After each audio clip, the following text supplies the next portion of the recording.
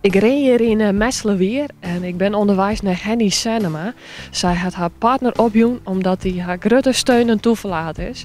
Er is bij Henny een longkwap bijhellen en een tumor. Dus best wel heftige tiert gewoon. Maar haar partner weer altijd haar steun en toeverlaat. Dus dat verzint het zeker een mooi olieballenpakket. Dus ik heb er weer in mijn naam van echte bakker Eddie de Jong uit Dokkum en de Westerheen. Dus we zullen er even naartoe en hopelijk kun je hier lekker van genieten. Nou, jij mag het wezen. Dus we zullen even oorbelje. Een mooi ouderwetse beltje, ik wel.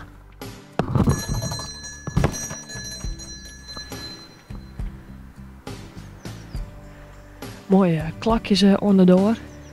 Oh, jij er al wat? Hallo. Hallo. Hallo, hallo. Hallo. Is dit Henny Sanema? Dat klopt, helemaal.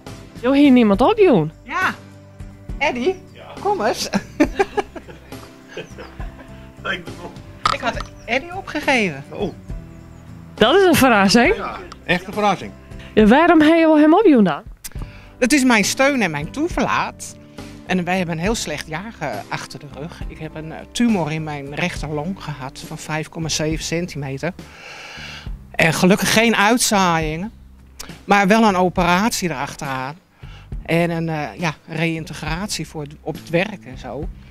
En ja, hij was me gewoon mijn steun en mijn toeverlaat. Dus ik denk, hij heeft wel wat extra's nodig. Wat vind je ervan? Ja, ik schrik ervan. Ongelooflijk. Prachtig mooi. Beetje ontroerd.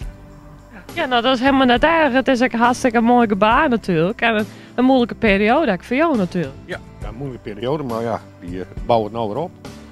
En het, dat is weer uit. Jazeker. Ja. Ja. Ik ben, dag.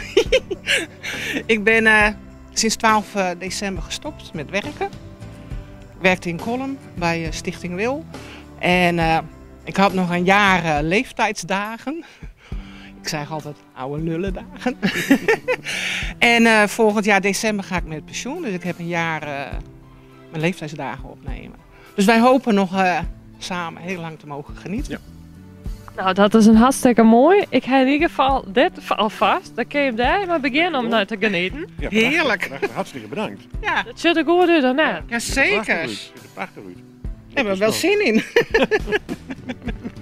Prachtig mooi. Ja. Dan kun je met hier goed beginnen en hopelijk volgend jaar een batterij. Ja, dat Daar hoop gaan we ik. wel vanuit. Maar nou ja, daar ging je weg vanuit. Verrassend dichtbij.